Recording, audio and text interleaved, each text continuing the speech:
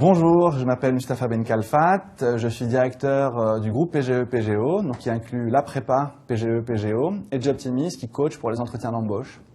Je vais essayer d'aider ceux qui ont un parcours atypique à valoriser ce parcours et à réussir tout de même un grand entretien de motivation.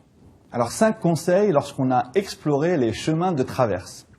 Tout d'abord, restez totalement honnête. N'essayez pas de mettre des choses sous le tapis, n'ayez pas honte de ce que vous avez vécu.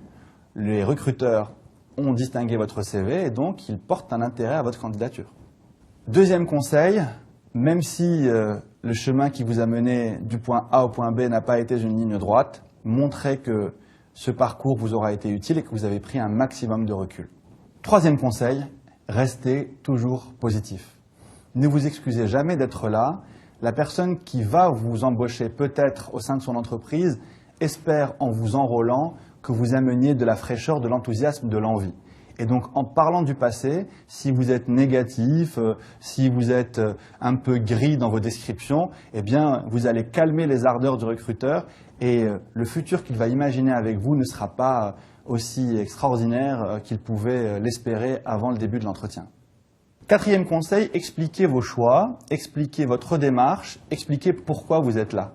Même si votre formation, vos jobs précédents ne devaient pas vous amener à cette candidature, eh bien, faites simplement la pédagogie de ce cheminement et le recruteur qui en général est ouvert et qui a envie de savoir ce que vous allez apporter à son entreprise sera attentif à cette pédagogie. Cinquième conseil, un entretien c'est passé, présent, futur. J'ai fait, ça m'a appris, ça m'a donné envie de faire. Et donc, même si votre parcours n'était pas des plus classiques, réfléchissez à tous les apports, au savoir-faire, qui ne sont pas en lien évident avec l'entreprise, mais qui peuvent apporter une diversité. Vendez-nous votre parcours au service de l'entreprise. Je le répète, si on vous a pris en entretien et si on a distingué votre CV parmi les différentes candidatures, c'est qu'on y voit un intérêt pour l'entreprise. Les candidats à l'embauche ne savent pas toujours quelles sont toutes les réflexions qui sont menées au sein d'une entreprise. La diversité à injecter dans les équipes est l'un des ingrédients qui font les succès économiques. Dès lors, ayez juste le souci de valoriser votre parcours, d'être honnête, et vous verrez que vous arriverez à séduire professionnellement bien plus de monde que vous ne pouvez parfois l'imaginer.